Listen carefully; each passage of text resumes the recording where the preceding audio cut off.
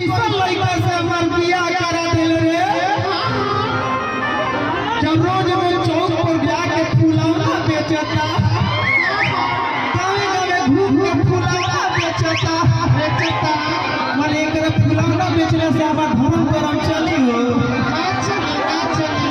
औरतिया कहतिया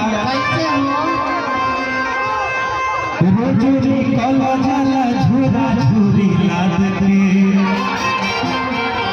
सुन रे खेला माई अपन दमाद के। अरे कोइले बातों तो बड़ी मोरो किला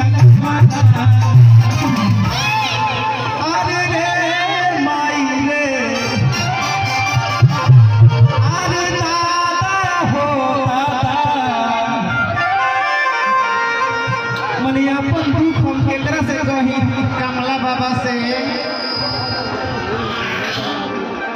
माई रे जमाई तोर बेचता फुलौना आजा रोज रोज कला चला छोरा छोरी